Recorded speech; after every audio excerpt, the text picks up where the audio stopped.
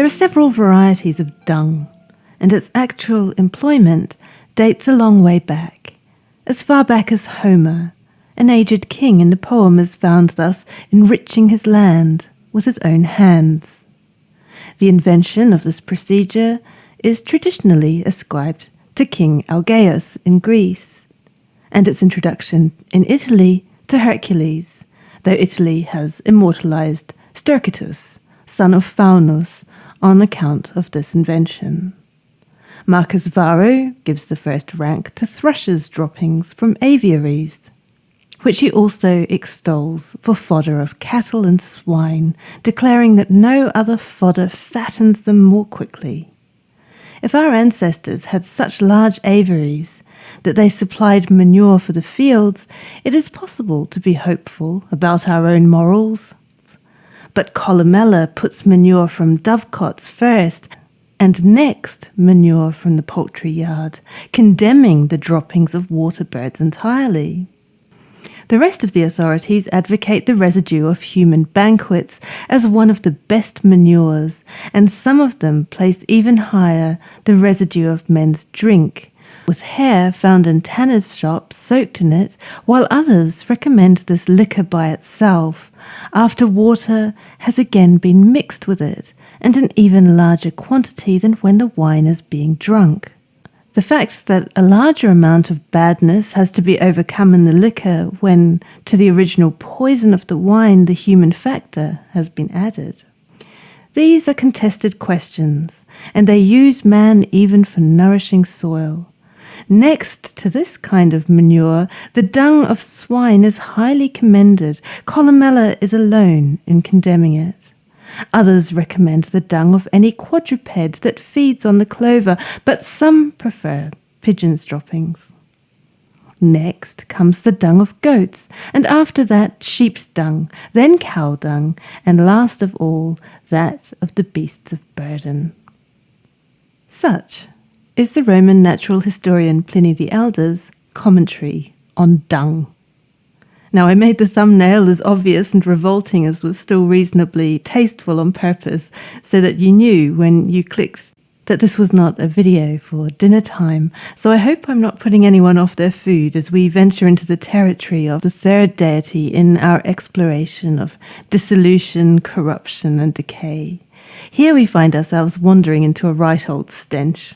You might have caught the name of the presiding deity of this episode in the grand tour of manure that I just quoted to you. Sterculus.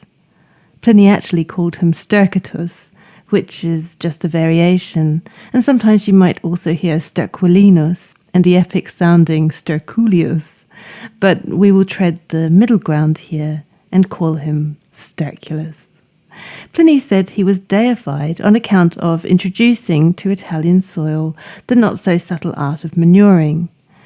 Pliny gave us a hierarchy of dung for this purpose, starting with the finest, supposedly the droppings of thrushes from aviaries, all the way down to the lowest grade dung from the beasts of burden. Disconcertingly, you may have caught Pliny refer also to human excrement and urine in this list as one of the best manures.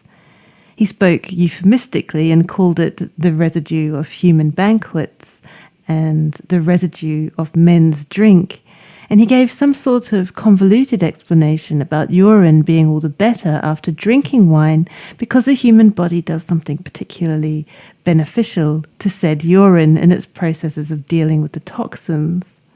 As you can tell then, in this episode, we are knee-deep and reeking, and so I figured there was no point in lulling you into a false sense of security by starting nicely or beating around the bush and trying to sugarcoat it. We are wading into a world of dung. But don't let that put you off. If you haven't already clicked away in disgust, bear with me. We're here to rehabilitate a god, one who has suffered greatly since the end of classical antiquity and the fall of the old pantheon of Roman gods, because his domain is considered so lowly, so profane, so vulgar even, that it has seemed laughable that anything so utterly worldly and disgusting could have a deity presiding over it. Sterculus has been the subject of ridicule and the butt of jokes for millennia now. Whenever people want to parade Roman society as debased and Roman religion as utterly nonsensical and unholy, that's when Sterculus is dragged from the shadows as a figure of castigation and a laughing stock. I did a quick search around YouTube to make sure a video like this one didn't already exist and to check that I'm not treading on anyone's toes, but predictably, all I could find was utter drivel, mostly AI-generated mulch. Sterculus has been subjected to the predictable ridicule, offering sensational clickbait titles, and none of those videos last more than a minute because basically their sole point is, ooh, Romans had a god of dung, isn't that outrageous? AI, of course, fluffs it up by adding some strings of words that sound like they might mean something clever if you don't scrutinize them too much for actual substance. But overall, the gist is just Roman religion was crazy. Unbeknownst to the creators, such videos are actually in a long tradition dating back to the early church fathers who spoke of Roman gods in precisely the same way and to provoke precisely the same reactions. Lactantius, for example, in the early 4th century, carted out Sterculus among a list of other misrepresented Roman deities to exclaim that people who worship such things may be said to be more foolish than the Egyptians who worship monstrous and ridiculous images.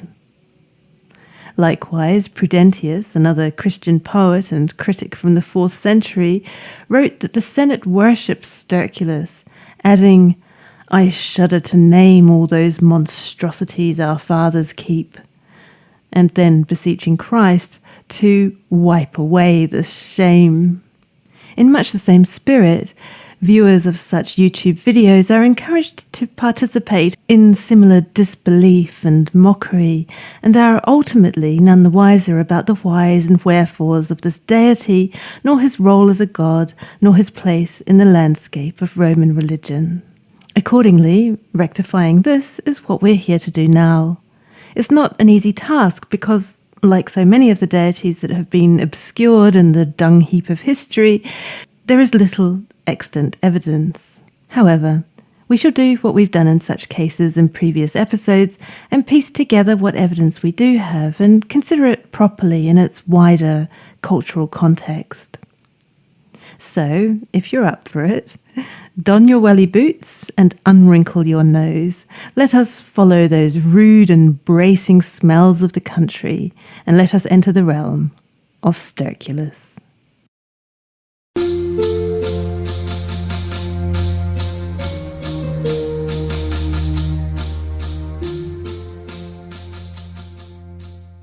In Latin, stercus simply means dung or manure. Sometimes you can find it used to mean filth, and sometimes this applies metaphorically, as in when a politician refers to the stercus curiae, or the filth of the Senate. He's speaking in moral, not literal terms, and it is admittedly a strange word from which to derive the name of a god. In the city, stercus was clearly a problem.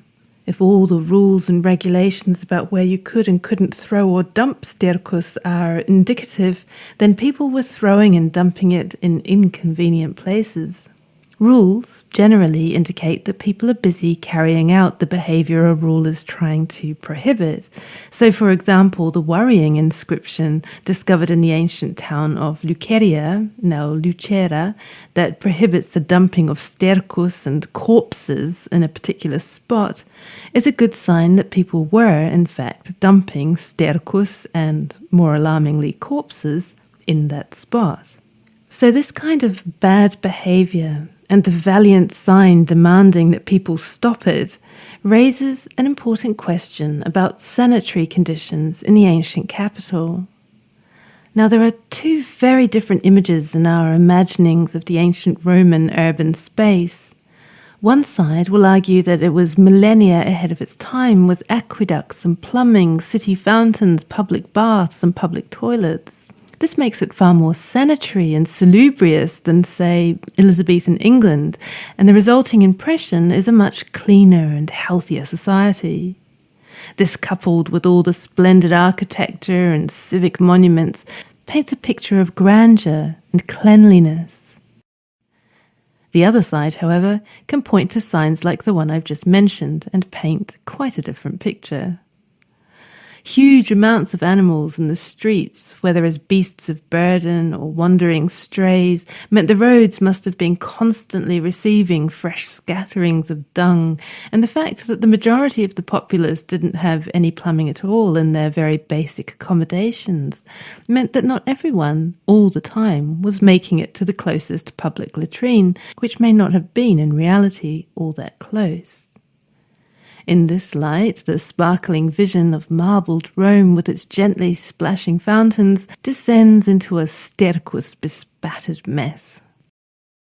As you probably know, those deep-set streets in Pompeii with periodic stepping stones across them have received much attention, while scholars puzzle over the purpose of such a system. Certainly, the stepping stones would have been an added obstacle on the roads, so they weren't particularly convenient for traffic. The best theory so far is that they were convenient, however, for pedestrians. The suggestion is that the road was often a giant puddle, if not stream, of runoff water, sterquous, and whatever else was dropped in there. Such stepping stones would afford sandal-wearing feet an opportunity to cross the road politely without stepping in it. The graffiti in Pompeii is also quite preoccupied with carcare, which is a verb meaning exactly what it sounds like.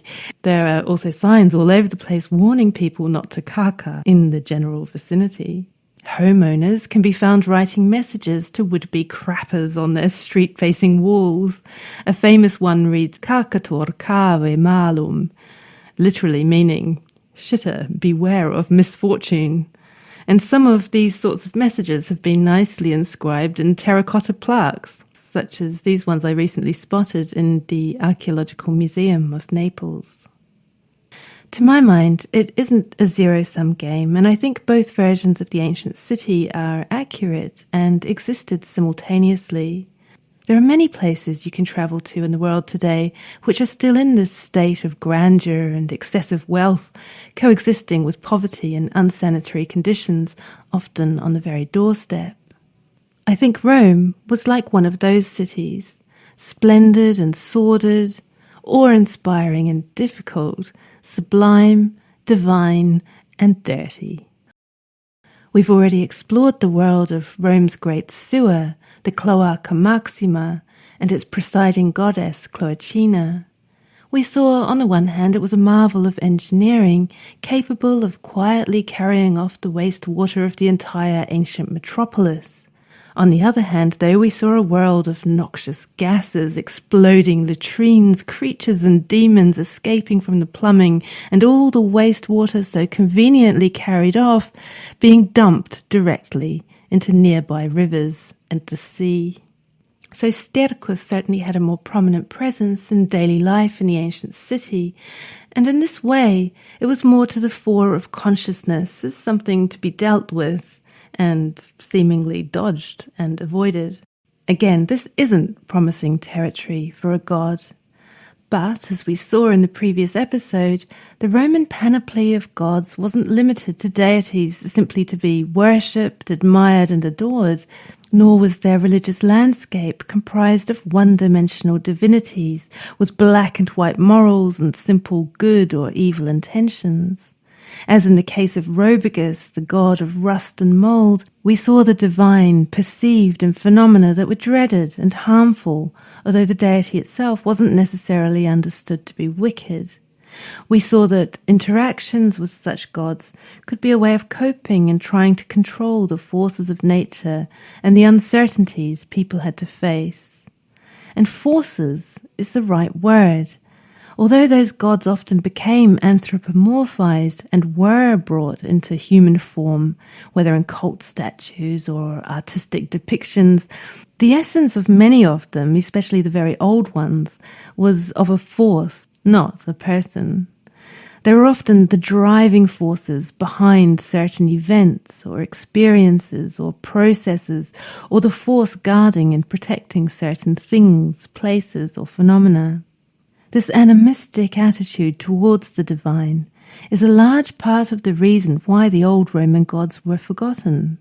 Without particularly human-like forms and motivations, they often didn't end up with biographies and backstories, and so, unlike so many Greek deities, they didn't have a narrative longevity.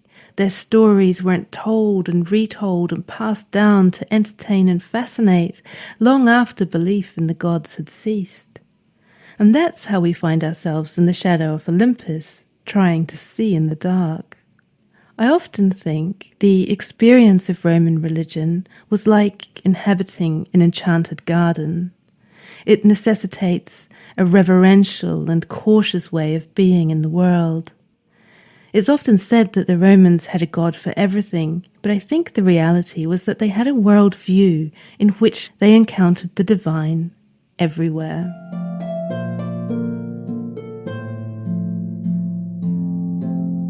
The many and multifarious deities of Roman religion were comprehensive and filled the whole world.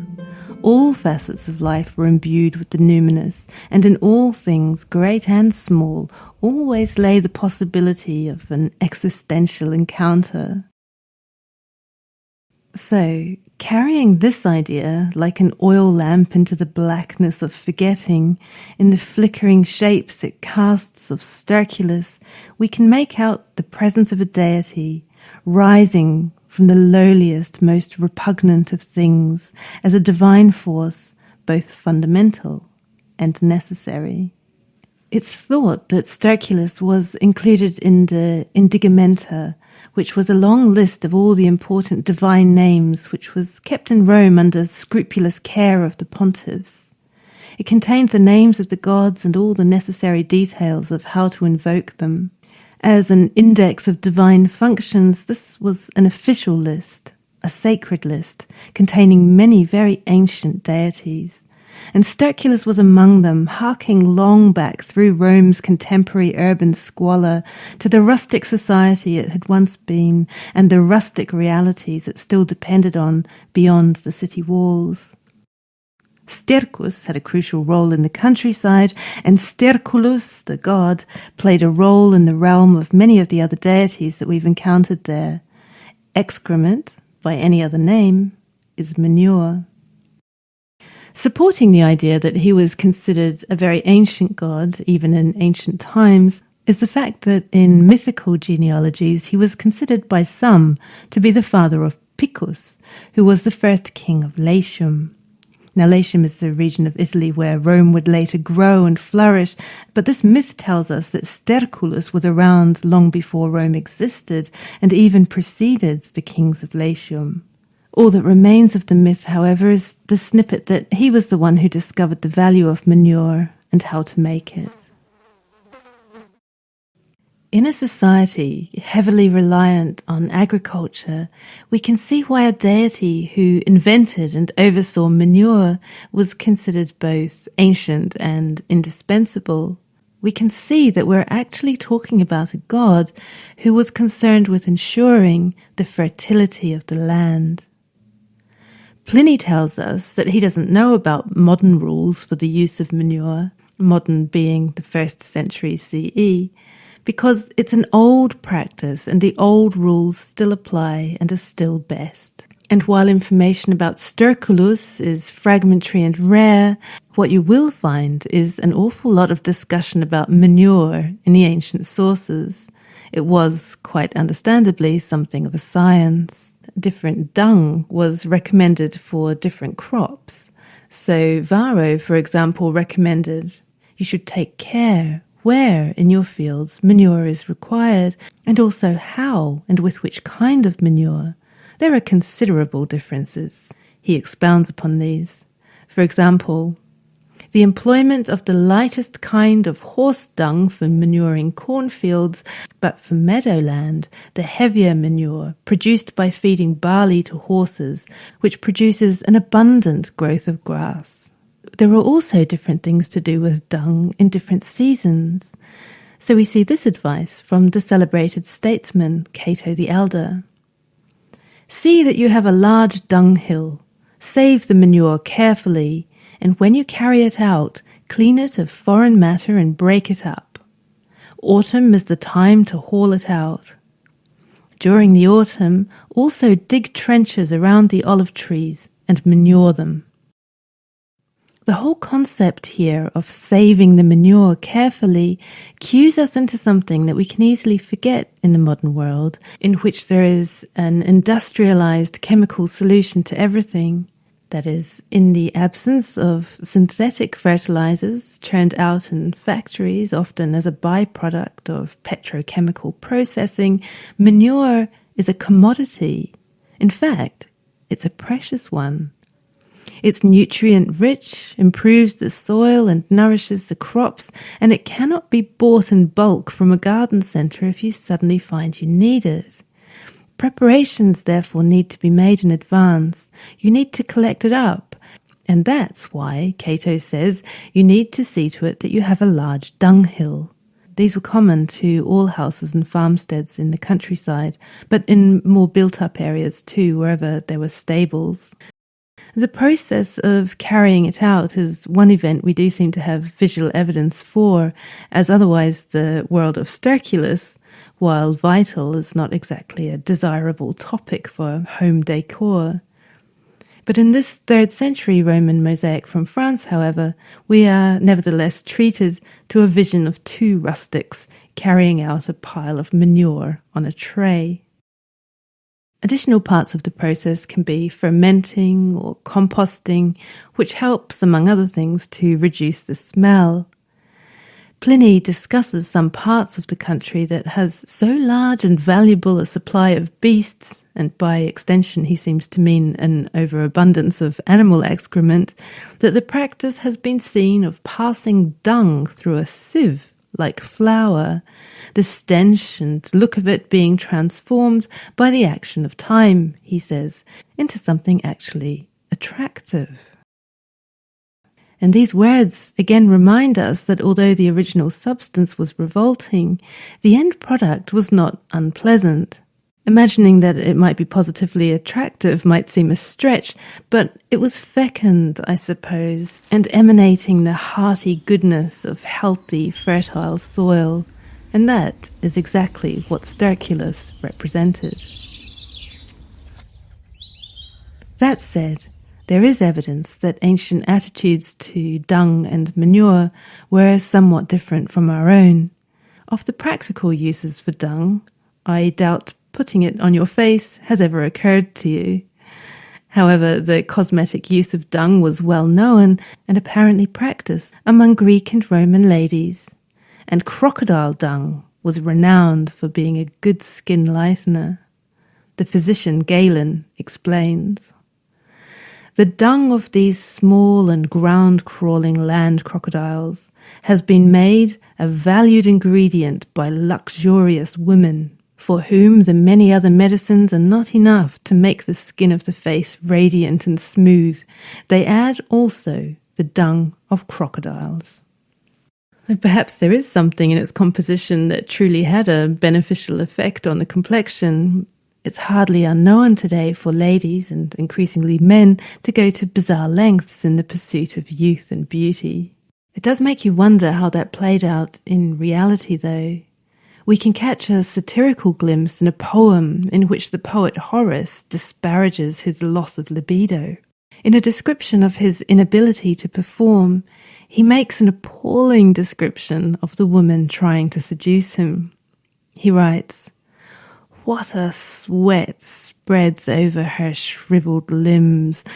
What a foul odour rises when..." And he goes on to describe his unresponsiveness to her seductions. "Her damp cosmetics and her tinted makeup dyed with crocodile dung won't stay on," he complains. We are, of course, given to understand that Horace's inability to perform has its cause in this nightmare vision of sweaty cosmetics slipping and the wafting stench of dung evaporating from the clogged pores of his mistress. Satire aside, however, this was a practice among the ladies who could afford it. And if putting dung on your skin for your complexion is not a practice that entices you, you might suddenly find it more appealing when compared to ingesting it. Yes, apparently it was considered a good remedy for ailing sinews and bruises. Pliny provides the prescription. For pains in the sinews, goat's dung, boiled in vinegar with honey, is considered one of the most useful remedies, and this even when the sinew is threatened with putrefaction. Strains and bruises are healed with wild boar's dung that has been gathered in spring and dried. A similar method is employed where persons have been dragged by a chariot or lacerated by the wheels or have received bruises in any other way, the application being quite as effectual should the dung happen to be fresh. Some think it a better plan, however, to boil it in vinegar, and if only powdered and taken in vinegar, they vouch for its good effects. And as an afterthought, he adds, swine's dung, it is generally thought, is the next best to that of the goat. So that may be useful knowledge if you're ever accidentally dragged by a chariot and happen to find fresh wild boar's dung to hand. Natural remedies are always best. We are told, in fact, that this was the Emperor Nero's remedy of choice when he was busy trying to gain public applause by participating in the 3-horse chariot races in the circus. He fortified himself with the ashes of boar dung in water. Nero was of a more scrupulous tendency, we are told, and he was in the habit of refreshing himself with this drink. It's completely lost to us to what extent Sterculus's domain ventured, if at all, into the stercus of the urban streets, to the excrement, fly-tipped with abandoned corpses, to the crocodile dung on the ladies' faces, or to the refreshing dung cocktails glugged by people who had been banged about by chariots. All these things do tell us, however, that the ancient experience and perception of dung was somewhat different to our own. And if you remove the initial shock and revulsion at these practices, you can see that there is, behind many of them, an extension of the idea of manure and what it does to the fields. If it nourished the soil and made it fertile and helped the crops to grow, there's a logic, I think, behind the idea that it might do something similar for us, whether applied topically or ingested. I suppose that is what was going on, and if so, perhaps all these things eventually became part of what Sterculus presided over. But in any case, it's his agricultural role as the divine force behind manuring and in his ability to transform waste into fertilizer that we see him play his crucial part.